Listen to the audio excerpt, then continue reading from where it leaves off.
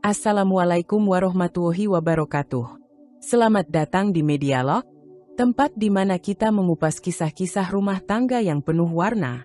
Jangan lupa untuk like, subscribe, dan nyalakan lonceng notifikasinya, supaya kamu nggak ketinggalan cerita-cerita menarik lainnya. Kalau kamu punya pengalaman atau kisah rumah tangga yang ingin dibagikan, tuliskan saja di kolom komentar. Siapa tahu, kisahmu bisa menginspirasi banyak orang.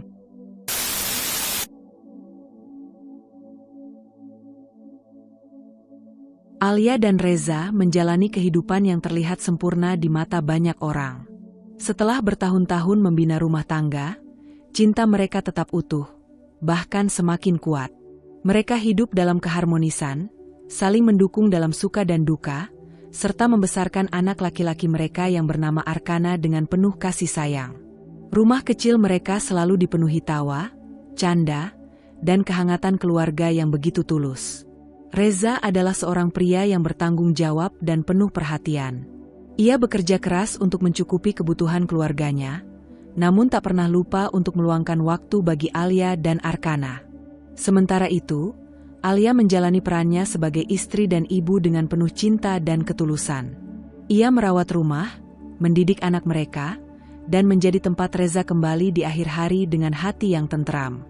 Namun, di balik semua kebahagiaan itu, tersembunyi bayang-bayang yang tak terlihat oleh pasangan muda itu. Diam-diam, Bu Lastri, ibu kandung Reza, menyimpan rasa tidak suka terhadap Alia. Perasaan itu tumbuh perlahan sejak awal pernikahan mereka, meskipun tak pernah benar-benar diungkapkan secara terang-terangan.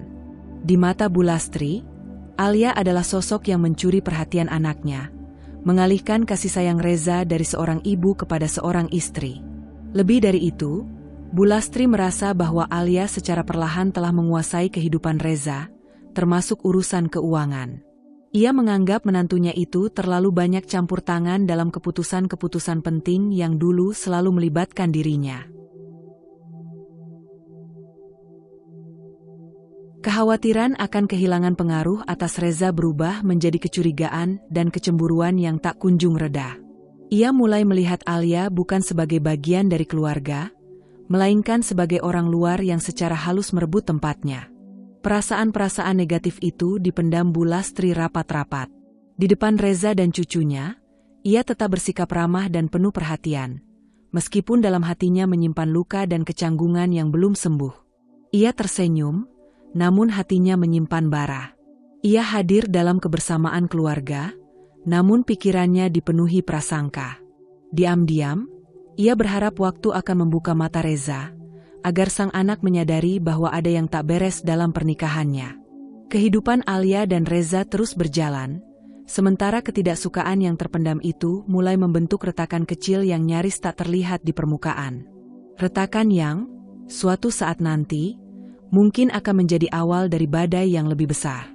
Seiring waktu, perasaan tidak suka yang dipendam Bu Lastri terhadap Alia mulai berubah menjadi obsesi yang membutakan. Ia tak lagi sekadar merasa terpinggirkan, ia yakin bahwa keberadaan Alia adalah ancaman nyata yang menggerogoti kedekatannya dengan Reza. Ketidaksukaannya tumbuh menjadi tekad, sebuah niat untuk mengambil kembali kendali atas kehidupan anak lelakinya, meski harus menyakiti orang lain untuk mewujudkannya. Pelan tapi pasti, Bu Lastri mulai menanamkan keraguan dalam hati Reza. Ia tidak menyerang langsung, melainkan dengan cara yang halus dan penuh perhitungan. Dalam obrolan sehari-hari, ia mulai menyisipkan kalimat-kalimat yang menggugah rasa curiga. Ia membingkai Alia sebagai sosok yang berubah, yang terlalu sibuk dengan dirinya sendiri, yang tampak menyimpan sesuatu di balik senyumnya yang lembut. Kata-katanya dibungkus dengan kepedulian semu, seolah-olah ia hanya seorang ibu yang mengkhawatirkan anaknya. Reza, yang selama ini begitu mempercayai istrinya, mulai terusik oleh benih keraguan. Ia mencoba menepisnya, namun tatapan ibunya yang penuh iba dan kalimat-kalimat yang menggantung tanpa kesimpulan itu mulai melemahkan keyakinannya. Hati kecilnya mulai bertanya-tanya, apakah mungkin, dalam kehangatan yang selama ini ia rasakan, tersembunyi kebohongan yang tak pernah ia sadari? Tak berhenti di situ, Bulastri mulai menyebarkan fitnah yang lebih kejam. Kepada kerabat dekat dan beberapa tetangga, ia mulai menyiratkan bahwa Alia mungkin tidak setia. Ia menceritakan bahwa ia pernah melihat Alia berbicara dengan pria asing di luar rumah, bahwa Alia sering menerima telepon dengan nada suara yang berubah, bahwa ada saat-saat Alia tampak gugup ketika Reza tiba-tiba pulang lebih awal. Semua itu direkayasa, disusun dengan teliti agar tampak masuk akal. Kebohongan demi kebohongan ia anyam, hingga menjadi jaring fitnah yang perlahan mulai menjebak. Lidah tetangga yang tajam dengan mudah membawa cerita itu berputar-putar di sekitar lingkungan mereka. Bisik-bisik mulai terdengar. Pandangan orang-orang terhadap Alia berubah, meski ia tak mengerti alasan di baliknya. Sebagian orang mulai menjaga jarak, sementara yang lain hanya memandang dengan penuh curiga. Alia mulai merasakan perubahan sikap Reza, meskipun suaminya belum secara langsung menuduh apapun. Namun sikapnya menjadi dingin, percakapannya mulai singkat, dan pelukan-pelukan hangat yang dulu biasa menyambut setiap pagi kini menjadi jarang hadir. Bulastri tersenyum dalam diam. Ia merasa berhasil. Ia melihat Reza semakin jauh dari Alia, semakin dekat kembali padanya. Bagi Bulastri, itu adalah bentuk keadilan yang selama ini ia tunggu. Ia tidak menyadari bahwa di balik keberhasilannya memanipulasi Reza, ia sedang menggores luka yang dalam pada keluarga anaknya sendiri. Namun, kebenaran selalu mencari jalannya sendiri. Dan kebohongan, sekokoh apapun dibangun, suatu saat akan retak oleh cahaya yang datang dari arah tak terduga. Hari-hari yang dulu penuh tawa perlahan berubah menjadi sunyi yang mencekam. Reza bukan lagi sosok suami yang dikenali Alia. Ia menjadi mudah tersulut, sering marah tanpa sebab yang jelas.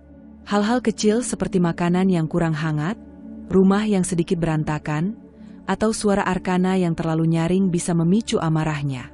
Sorot matanya tak lagi hangat, dan kata-kata yang dulu menenangkan kini berubah menjadi sindiran dan tuduhan. Alia mencoba bertahan. Ia percaya bahwa ini hanya fase, bahwa tekanan kerja atau kelelahan mungkin sedang menguasai hati Reza. Namun semakin lama, semakin sulit baginya untuk menutupi luka-luka yang mulai terasa, tak hanya di hati, tapi juga di pikirannya. Reza mulai mempertanyakan kesetiaannya, pertanyaan-pertanyaan yang menusuk, yang tak pernah ia bayangkan akan keluar dari mulut laki-laki yang dulu bersumpah akan mempercayainya seumur hidup. Siapa pria itu yang nelpon kemarin malam? Tanya Reza suatu hari dengan nada tajam, padahal itu hanya telepon dari sepupunya yang sedang meminta bantuan. Alia tercekat, mencoba menjelaskan, tapi kata-katanya selalu dianggap alasan.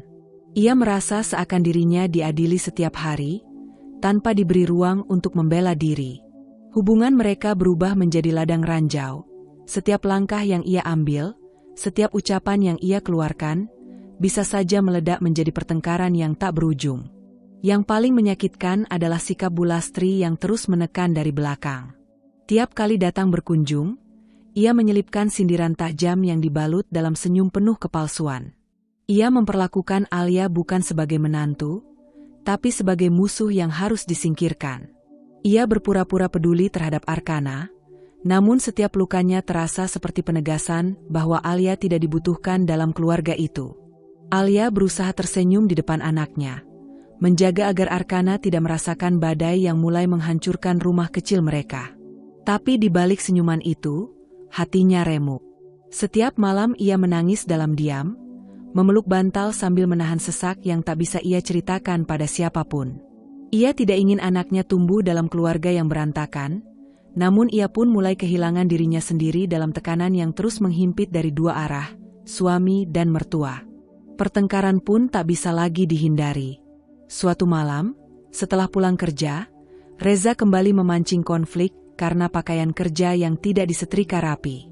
Alia yang sudah lelah secara mental, akhirnya membalas dengan suara yang lebih tinggi dari biasanya.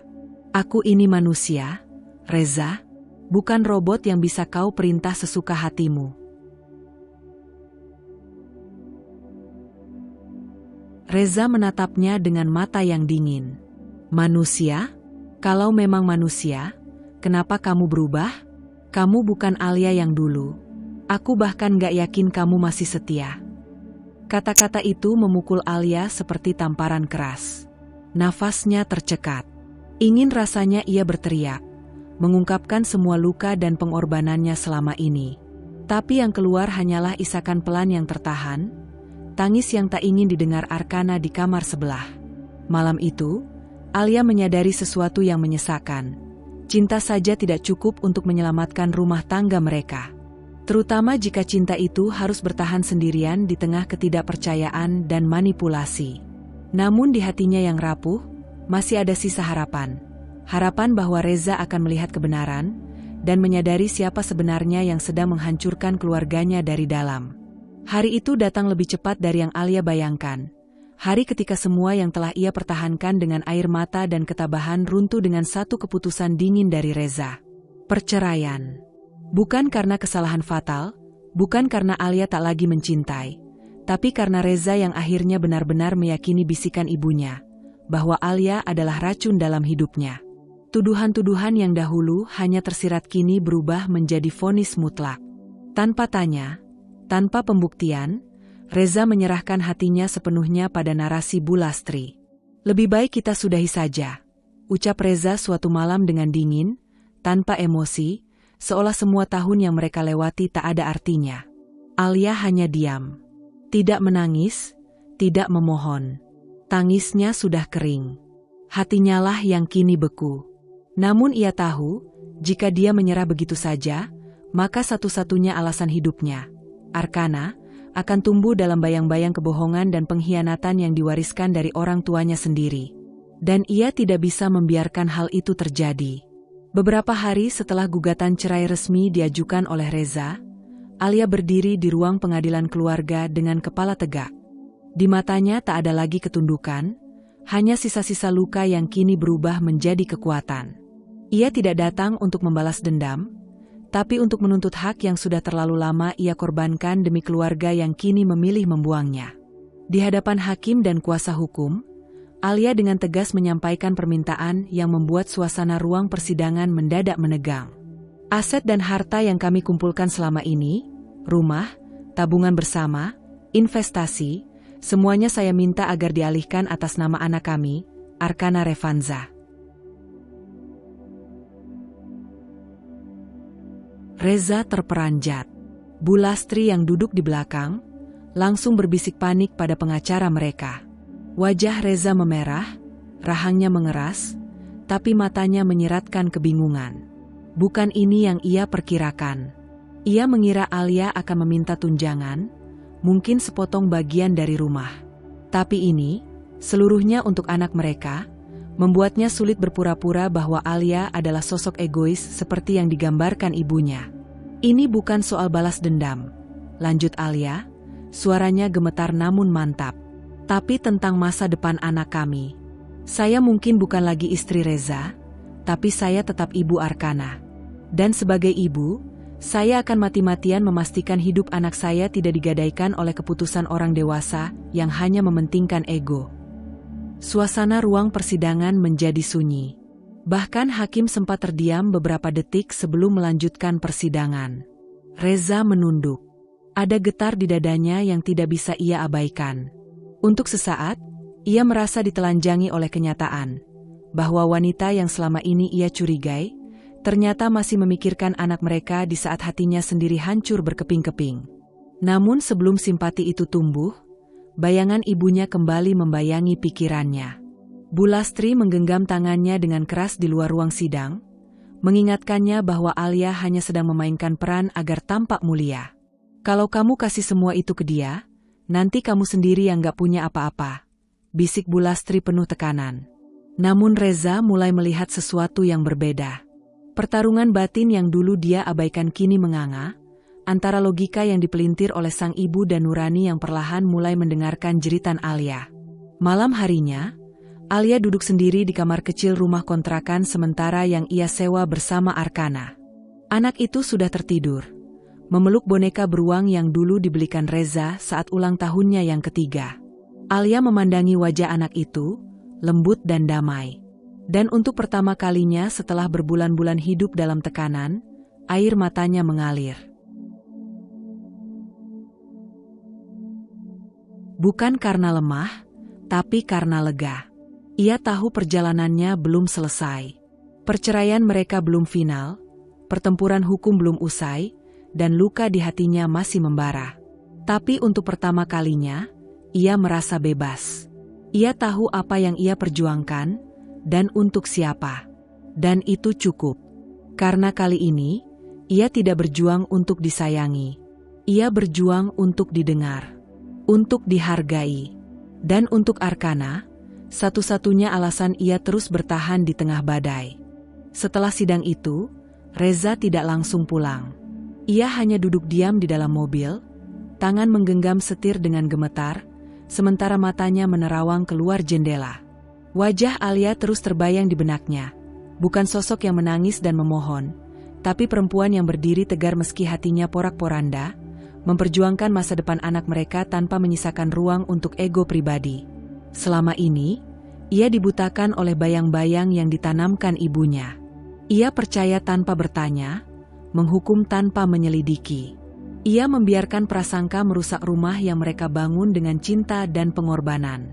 Tapi ketika Alia meminta agar semua harta atas nama Arkana, bukan untuk dirinya sendiri, nuraninya terguncang.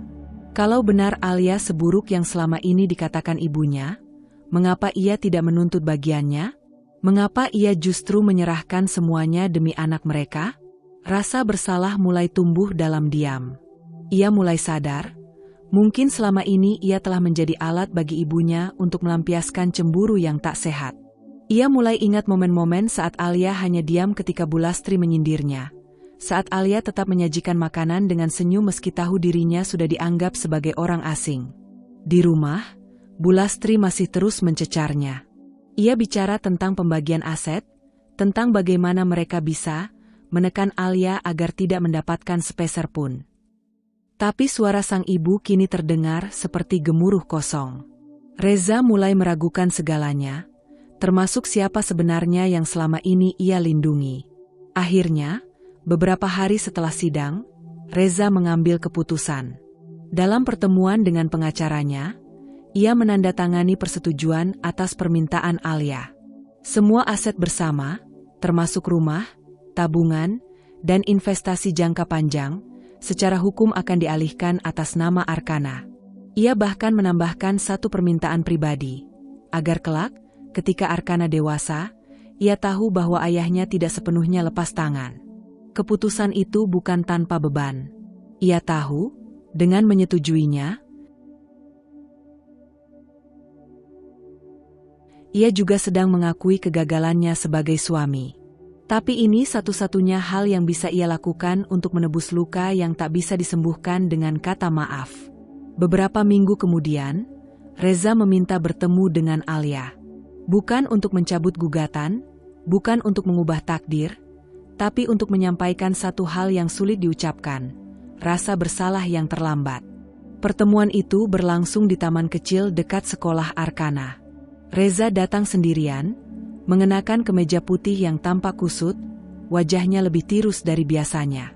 Alia sudah menunggunya, duduk di bangku taman sambil menatap langit mendung.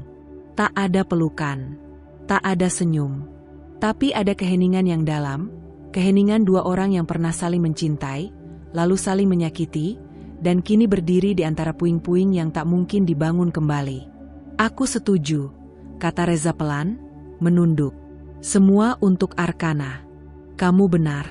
Dia harus tetap punya masa depan, meski kita gagal menjaga kebersamaan." Alia mengangguk perlahan. Tidak menjawab, tidak tersenyum. Hanya mata yang berkaca, namun tegar. Dan untuk pertama kalinya, Reza merasa kecil di hadapan wanita yang pernah ia cintai. Bukan karena kalah, tapi karena kini ia sadar, cinta sejati tidak selalu ditunjukkan dengan kepemilikan. Terkadang, cinta yang paling tulus adalah ketika seseorang rela melepaskan, tapi tetap memastikan orang yang dilepaskannya tidak hancur. Hari itu mereka berpisah tanpa pelukan, tapi ada sesuatu yang lebih dalam dari itu, pengakuan dalam diam, bahwa sekalipun cinta mereka telah mati, masih ada sesuatu yang tetap hidup. Tanggung jawab, rasa hormat, dan sisa-sisa kemanusiaan yang tak sempat hilang sepenuhnya. Dan dari situ, Cerita Alia dan Reza benar-benar dimulai dari lembaran baru. Bukan sebagai suami istri, tapi sebagai dua manusia yang belajar menjadi dewasa dari luka yang mereka ciptakan bersama. Hari itu, Bu Lastri duduk dengan penuh percaya diri di ruang tamu rumah Reza, mengenakan kebaya merah marun favoritnya dan menyisipkan bros emas di dadanya, hiasan yang selalu ia pakai saat merasa menang. Di tangannya, ada secangkir teh hangat yang ia sesap pelan, sambil menunggu kabar dari pengacara anaknya. Ia yakin semuanya akan berjalan sesuai rencana. Perceraian telah selesai, dan ia yakin Alia akan pergi dengan tangan kosong. Semua harta akan kembali ke tempat yang seharusnya, yakni keluarga mereka, dirinya. Namun, keyakinan itu mulai runtuh perlahan saat Reza pulang lebih awal dari biasanya. Wajahnya serius, rahangnya mengeras, dan mata yang tak lagi mau menatap ibunya dengan cara yang sama seperti dulu. "Ada apa? Sudah selesai urusan sama pengacaramu?" tanya Bu Lastri dengan nada santai, mengira kabar baik akan segera menghampiri. Tapi Reza tidak menjawab. Ia hanya meletakkan map coklat di atas meja, membukanya pelan, lalu menyerahkan selembar surat salinan keputusan hukum. Tertulis dengan jelas, seluruh aset dibagi secara adil, dan bagian yang menjadi hak Alia sepenuhnya dialihkan atas nama Arkana Revanza, anak mereka. Awalnya, Bu Lastri membaca dengan bingung. Matanya menyisir tiap baris huruf, alisnya mengernyit. Kemudian, begitu ia menyadari arti sebenarnya dari dokumen itu, jantungnya seperti jatuh ke dasar perut. "Apa ini maksudnya?" Suaranya mulai meninggi. "Harta itu, rumah, tabungan, semuanya, kamu kasih ke Alia?" "Bukan ke Alia," jawab Reza pelan, namun mantap.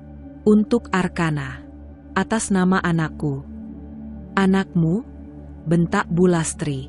Wajahnya memerah. "Itu anak dia juga. Kamu pikir dia nggak akan pakai harta itu buat hidup enak setelah ninggalin kamu? Kamu ini bodoh atau dibutakan perasaan?"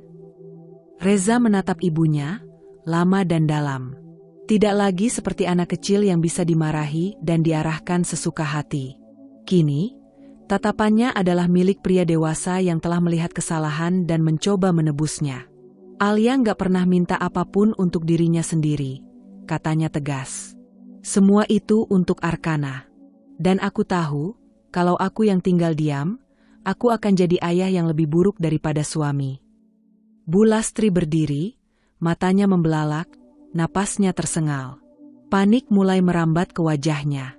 Ia berjalan mondar-mandir di ruang tamu, seperti mencari sesuatu yang bisa ia genggam untuk menstabilkan dunia yang tiba-tiba terguncang. Dunia yang ia bangun di atas prasangka dan manipulasi.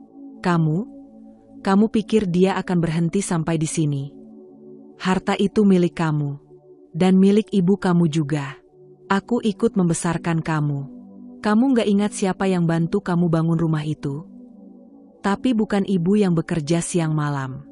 Bukan ibu yang mengurus Arkana. Bukan ibu yang berdiri di pengadilan waktu semua ini berantakan karena fitnah. Jawab Reza datar. Satu kalimat yang membuat Bu Lastri terdiam sejenak, terlalu kaget untuk langsung membalas. Seperti tersambar petir, Bu Lastri mendadak menyadari bahwa seluruh perjuangannya selama ini, segala upaya menyingkirkan Alia, segala hasutan dan permainan kata, justru berbalik menghancurkan harapan terakhirnya untuk mendapatkan bagian dari harta yang selama ini ia incar diam-diam. Tangannya gemetar. Ia menjatuhkan cangkir tehnya ke lantai. Suara pecahannya memecah ketegangan, tapi tak satu pun dari mereka bergeming. Reza tetap berdiri, dingin tapi mantap. Dan Bu Lastri akhirnya merasa sendirian. Benar-benar sendirian. Panik berubah menjadi amarah. "Kamu durhaka. Ini semua gara-gara perempuan itu. Perempuan pembawa sial yang kamu pilih lebih dari ibumu sendiri." Reza hanya menghela napas panjang, lalu berkata dengan suara rendah namun menusuk. "Yang membawa sial itu bukan Alia, Bu. Tapi orang yang menanam racun di dalam keluarga." Bu Lastri datang dengan niat yang ia bungkus rapi. Bukan sebagai ibu mertua yang pernah mencaci, bukan sebagai wanita yang pernah memfitnah menantunya sendiri, tapi sebagai nenek yang, katanya, merindukan cucunya. Ia berdiri di depan pintu rumah kontrakan Alia, mengenakan jilbab biru tua dan tas tangan mahal yang tampak terlalu kontras dengan lingkungan sederhana tempat Alia kini tinggal. Tangannya gemetar saat menekan bel, tapi bukan karena haru, melainkan karena tekanan dari rencana yang telah ia susun berhari-hari. Alia membukakan pintu dengan tatapan datar. Wajahnya tidak menunjukkan kemarahan, tapi juga jauh dari ramah. Ia hanya menatap wanita tua itu dengan ketenangan yang dibangun dari luka-luka lama. "Ada perlu apa, Bu?" tanyanya dingin. Bu Lastri tersenyum, senyum yang dipaksakan, lalu mencoba masuk sebelum diizinkan. Tapi Alia menghalangi langkahnya dengan sopan tapi tegas. "Aku cuma ingin bicara sebagai neneknya Arkana." "Boleh," katanya, suaranya dibuat selembut mungkin. Setelah sedikit ragu, Alia mempersilakan, tapi tetap waspada. Mereka duduk di ruang tamu kecil, dan tak butuh waktu lama sebelum Bu Lastri menunjukkan maksud kedatangannya. "Alia, aku tahu kita punya banyak kesalahpahaman di masa lalu. Tapi aku cuma ingin satu hal sekarang, aku ingin mengajukan hak asuh Arkana. Biar dia tinggal sama aku. Aku yang akan jaga dan urus semua harta atas namanya. Demi kebaikan dia juga." Alia terdiam. Ia menatap wanita itu lama, mencoba memahami apakah yang baru saja ia dengar adalah kenyataan atau sekadar mimpi buruk baru. "Jadi ibu ingin hak asuh, karena ingin mengelola harta atas nama Arkana?" tanyanya, suaranya datar. "Bukan begitu maksudku," sahut Bu Lastri cepat. "Tapi kamu sendiri tahu, kamu sekarang tinggal di kontrakan kecil begini, kerja nggak tetap. Gimana kamu mau urus pendidikan Arkana? Masa depannya, rumah, tabungan, semua atas nama dia. Aku cuma ingin bantu." "Bantu?" Alia tersenyum miris. "Seperti ibu, membantu kami saat kami masih tinggal bersama." Bu Lastri mulai gusar. Ia mencondongkan tubuhnya ke depan, suaranya mendesak, hampir memohon. "Alia, aku neneknya. Kamu gak bisa larang aku jaga cucu aku sendiri. Aku punya hak juga. Aku cuma minta satu hal, biar Arkana tinggal sama aku. Nanti kamu boleh datang kapanpun."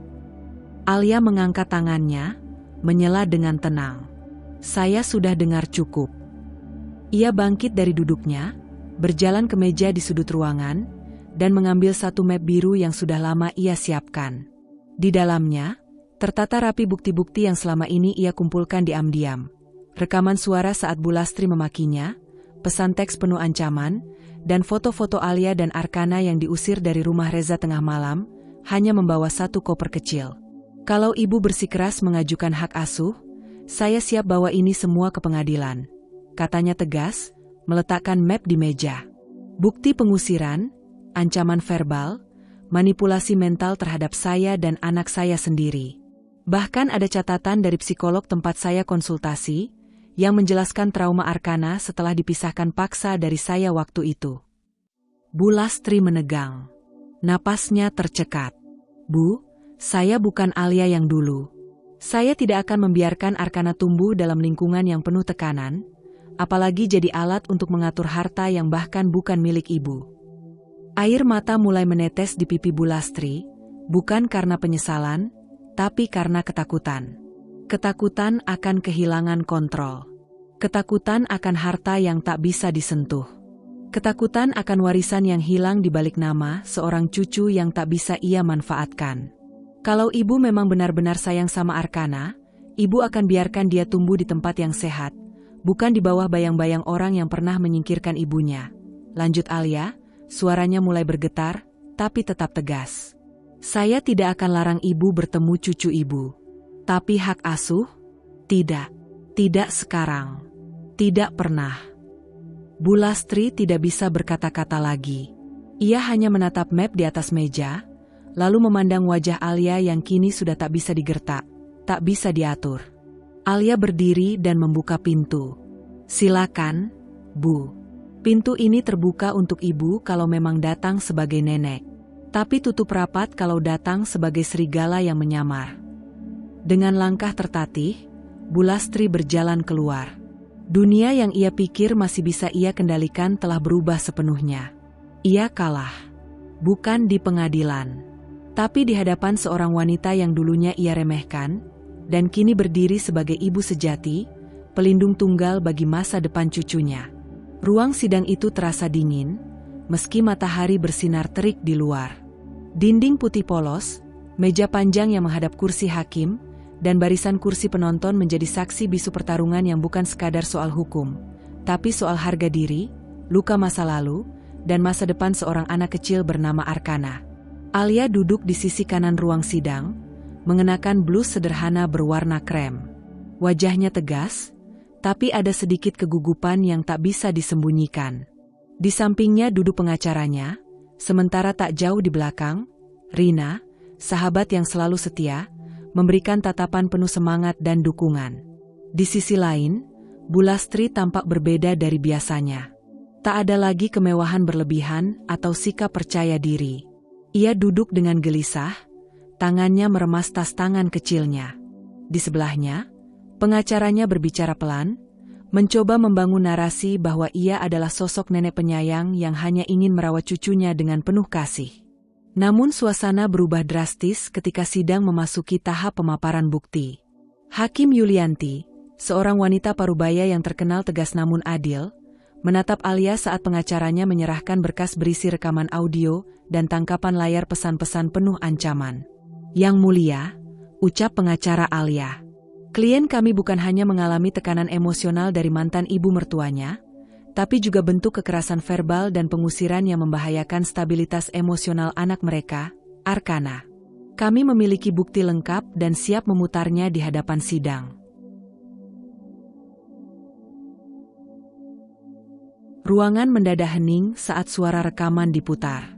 "Aku nggak pernah setuju kamu nikah sama anakku." Suara Bulastri terdengar tajam dari rekaman. "Rumah ini milik keluarga Reza. Kamu dan anakmu nggak punya hak tinggal di sini." Suara tangisan Alia, lemah, memohon, menjadi latar belakang rekaman yang memilukan.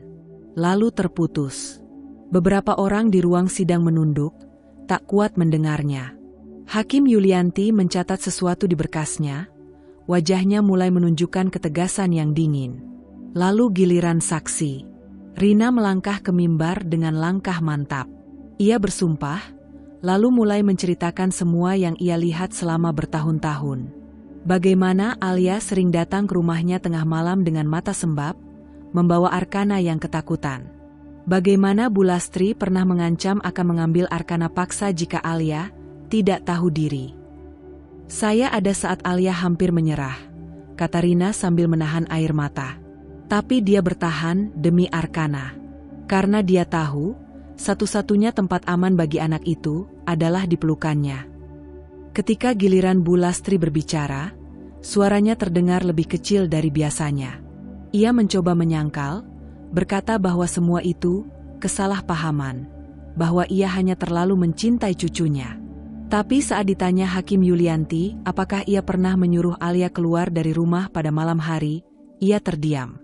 Sidang berakhir setelah beberapa pertanyaan lanjutan. Semua kembali menunggu putusan. Setelah palu hakim diketuk dan keputusan dibacakan, ruangan mulai perlahan sepi. Para hadirin satu persatu meninggalkan kursi mereka. Suasana di luar ruang sidang pun terasa berbeda. Masih berat, tapi ada sesuatu yang seolah terurai. Alia sedang merapikan dokumen-dokumen yang berserakan di pangkuannya, sementara Rina menepuk pundaknya pelan, memberi isyarat bahwa semuanya akan baik-baik saja. Tapi sebelum mereka sempat keluar dari ruang sidang, seseorang berdiri tak jauh dari pintu. Reza. Ia tak berkata apa-apa, hanya berdiri kaku dengan tangan mengepal, wajahnya menunduk seakan tak sanggup menatap Alia secara langsung. Ia tampak lebih kurus, matanya sayu, dan tak ada lagi sorot arogan seperti dulu. "Alia, boleh bicara sebentar?" Suaranya lirih, hampir tak terdengar. Alia menoleh. Seketika itu juga, jantungnya berdegup lebih cepat. Rina langsung beranjak,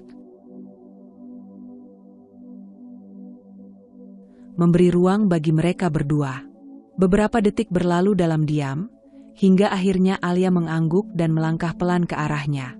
Di luar ruang sidang yang mulai sepi, mereka berdiri berhadapan di lorong yang dingin. Cahaya matahari masuk dari jendela tinggi, menciptakan bayangan panjang yang membentang di lantai ubin. "Aku dengar semuanya," ujar Reza akhirnya, suaranya pecah. "Rekaman, kesaksian Rina, semua, dan aku nggak tahu harus mulai dari mana, selain minta maaf." Alia menatapnya diam. Matanya tak sekilat dulu. Tidak penuh amarah, tidak juga haru. Yang tersisa hanya rasa tenang yang didapat setelah melewati badai. "Sudah lama aku sadar ada yang salah," lanjut Reza, matanya mulai berkaca-kaca. "Tapi aku terlalu pengecut buat mengakuinya. Aku biarkan ibu memanipulasi pikiranku. Aku biarkan kamu menderita. Dan Arkana." Ia terhenti, mengusap wajahnya yang kini mulai basah oleh air mata. Tangannya bergetar. "Aku ayah yang gagal, Alia. Aku tahu itu. Tapi sekarang, aku cuma ingin satu hal. Aku nggak minta kamu kembali. Aku tahu kamu nggak akan bisa percaya lagi. Tapi tolong, jangan larang aku buat jadi ayah yang baik buat Arkana." Suasana lorong itu mendadak terasa berat. Bukan karena kebencian, tapi karena luka yang akhirnya diakui oleh pelakunya sendiri. Alia menarik napas dalam. "Reza, aku nggak pernah larang kamu jadi ayah. Tapi ayah yang baik bukan cuma yang datang setelah kalah. Ayah yang baik ada saat anaknya butuh. Bukan saat egonya sudah terlambat dipatahkan." Reza menunduk, menelan pahitnya kebenaran itu. "Tapi," lanjut Alia, "kalau kamu benar-benar ingin berubah, buktikan. Jangan ke aku, buktikan ke Arkana. Anak kita nggak butuh janji, dia butuh kehadiran." Reza mengangguk cepat, matanya masih merah. "Aku akan buktikan. Aku nggak akan biarin dia tumbuh tanpa tahu siapa ayahnya. Aku nggak minta dia langsung percaya. Tapi aku akan sabar. Aku akan belajar jadi ayah." Suasana mendadak hening kembali. Hanya terdengar suara langkah kaki jauh di ujung lorong dan hembusan angin dari jendela. Alia tersenyum tipis. Senyum yang tak lagi penuh luka, tapi juga belum sepenuhnya damai. Ia tahu, ini bukan akhir. Tapi mungkin, untuk pertama kalinya sejak semuanya hancur, ini bisa menjadi awal yang baru.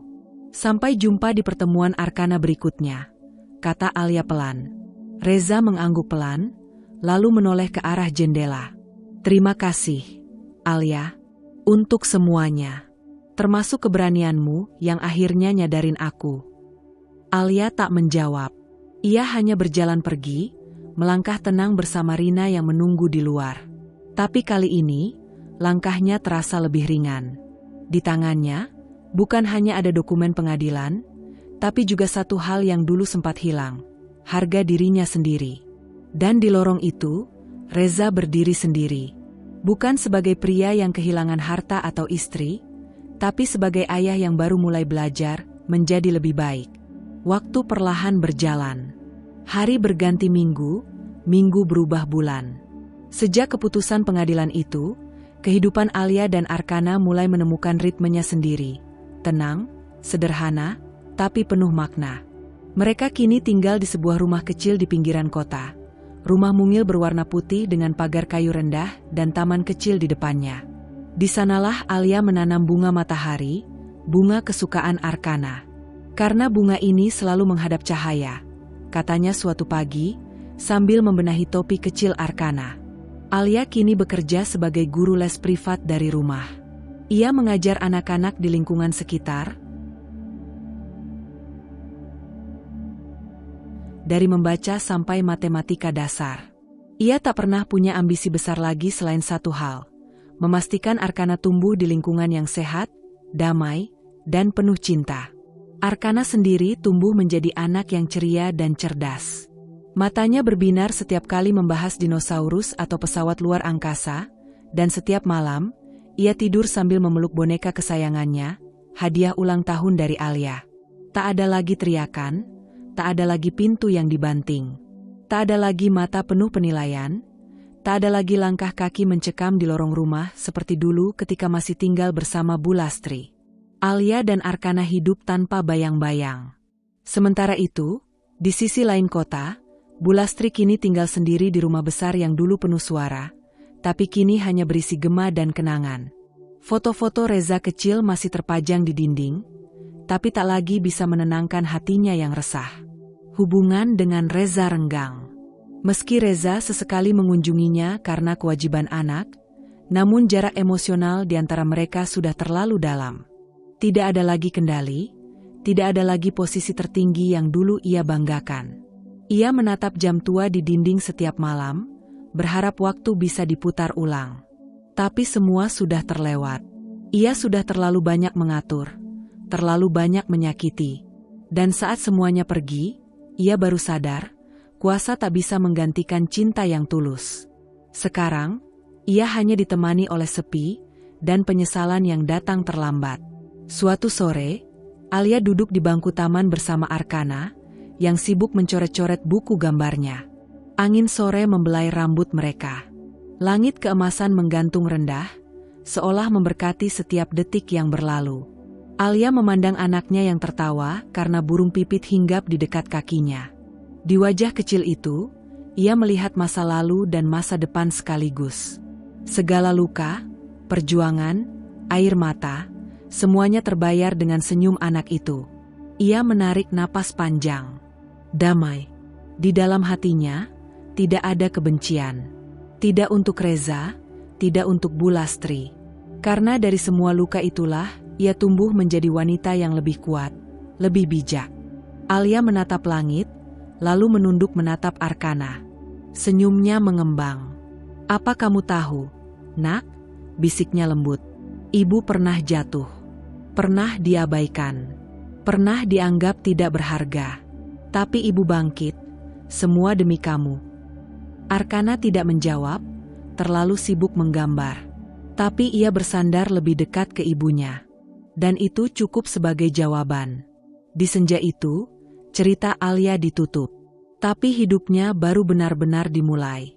Dengan kepala tegak, Alia menatap masa depan. Ia tahu akan ada tantangan lain, hari-hari sulit lain. Tapi kali ini, ia tidak takut. Karena ia tidak berjalan sendiri. Ia berjalan bersama cinta, bukan dalam bayang-bayang siapapun. Semua ini untuk anaknya. Tahun demi tahun berlalu, dan Arkana kini sudah dewasa. Ia tumbuh menjadi pria muda yang penuh harapan, pintar, dan berani menghadapi dunia. Namun, meskipun perjalanan hidupnya jauh dari sempurna, satu hal yang tak pernah hilang dari dirinya adalah rasa cinta yang tak tergoyahkan dari ibunya, Alia. Suatu sore yang tenang, saat Arkana membuka lemari di rumahnya yang baru, ia menemukan sebuah kotak kayu tua yang tertutup debu. Kotak itu berisi surat-surat yang ditulis oleh ibunya sepanjang hidupnya. Surat-surat yang tidak pernah sempat dibaca di masa kecilnya, surat-surat yang ditulis dalam diam, penuh cinta, dan juga harapan. Alia, yang selalu memberikan segalanya untuk anaknya, menulis setiap kata dengan hati yang penuh kasih. Dan di antara tumpukan surat itu, sebuah surat yang berbeda menarik perhatian Arkana. Itu adalah surat terakhir, ditulis di hari ulang tahunnya yang ke-18. Surat dari ibu untuk Arkana. "Anakku, Arkana. Ketika kau membaca surat ini, aku tahu kau sudah cukup dewasa untuk mengerti banyak hal. Tentang dunia, tentang cinta, dan tentang hidup yang penuh tantangan. Aku ingin kau tahu bahwa setiap hari, aku selalu bersyukur memilikimu. Kamu adalah alasan aku terus bertahan, alasan aku bangkit meski dunia terasa menekan. Aku tahu banyak hal yang tidak bisa kau pahami saat kecil, dan aku tak bisa selalu ada di sampingmu seperti yang aku inginkan. Tapi percayalah, setiap detik yang aku habiskan untukmu adalah detik yang penuh makna. Dari aku yang tak sempurna, aku ingin kau belajar satu hal. Hidup ini bukan soal siapa yang berkuasa atau siapa yang menang. Itu semua hanyalah permainan. Tapi cinta, sayangku, adalah yang terpenting. Itu yang memberi kita kekuatan untuk bertahan, untuk memaafkan, dan untuk terus berharap. Jika suatu hari nanti kamu merasa bingung atau ragu, ingatlah bahwa apapun yang terjadi, aku selalu ada di sini, dalam setiap kenangan, dalam setiap langkah yang kau ambil.